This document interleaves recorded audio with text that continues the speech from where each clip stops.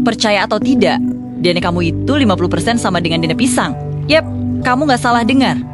Separuh dari kode genetik yang membentuk dirimu secara mengejutkan.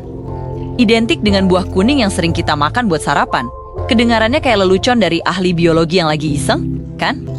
Tapi ini adalah fakta sains yang super menarik dan bisa membuka mata kita soal evolusi. Tunggu dulu. Kalau kita setengah pisang, kenapa kita nggak berwarna kuning? Punya kulit yang bisa dikupas atau bisa berfotosintesis? Nah, jawabannya ada di balik arti sebenarnya dari kemiripan 50% itu. Dan itulah yang akan kita kupas tuntas hari ini. Jadi, gimana bisa ada kesamaan seperti ini? Kuncinya ada pada konsep leluhur bersama.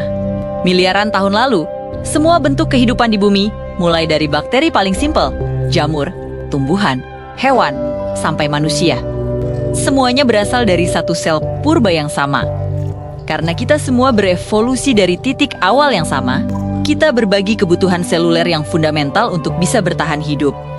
Kebutuhan dasar inilah yang menyumbang 50% kemiripan antara kita dan pisang.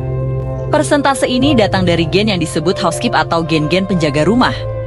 Gen-gen ini seperti cetak biru paling dasar yang dibutuhkan oleh sel apapun. Mau itu sel manusia atau sel pisang, agar bisa tetap hidup dan berfungsi. Coba bayangkan kamu sedang membangun dua bangunan yang sangat berbeda, satu gedung pencakar langit yang super kompleks, dan satu lagi gubuk kayu yang sederhana. Walaupun hasil akhirnya sangat kontras, kamu mungkin menggunakan beberapa instruksi dasar yang sama. Misalnya, cara membuat pondasi, cara mencampur semen, atau cara mendirikan kerangka utama. Nah, gen-gen penjaga rumah ini adalah instruksi-instruksi dasar itu. Fungsinya apa aja sih gen-gen ini? Mereka mengatur hal-hal yang paling fundamental.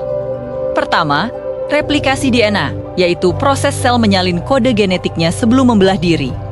Kedua, metabolisme, yaitu cara sel mengolah energi dan nutrisi dari makanan. Ketiga, siklus sel, yaitu cara sel tumbuh dan membelah secara teratur.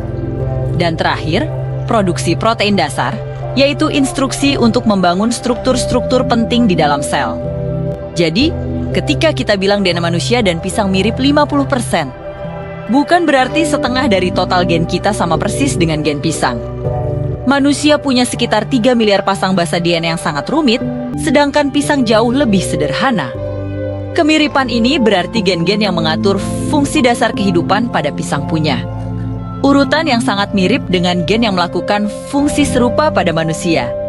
Ibaratnya, setengah dari fungsi genetik dasar kita menggunakan bahasa yang sama dengan pisang.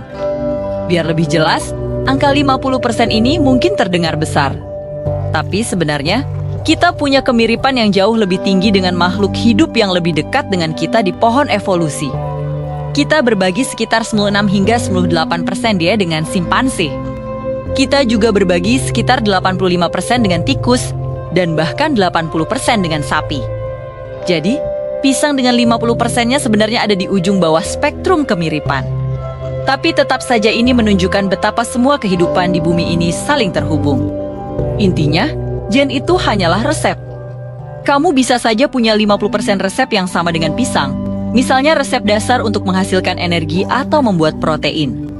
Tapi, hasil akhirnya sangat berbeda karena cara gen-gen tersebut diekspresikan atau diaktifkan di dalam tubuh kita sangatlah unik dan berbeda.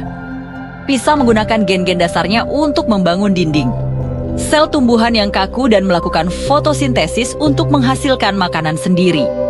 Sementara itu, manusia menggunakan gen-gen dasar yang mirip untuk membangun jaringan otot yang kuat, sistem saraf yang rumit, dan otak yang bisa berpikir.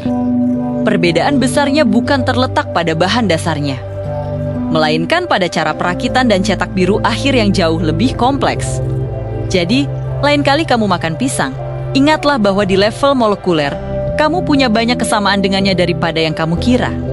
Ini adalah bukti nyata dari satu kisah evolusi yang sama yang menyatukan semua kehidupan di planet ini. Mulai dari manusia hingga pisang, kita semua ini adalah sepupu jauh dalam skala waktu kosmik yang luar biasa. Terima kasih sudah menonton. Jangan lupa like, komen, dan subscribe untuk fakta-fakta sains menarik lainnya. Sampai jumpa di video berikutnya.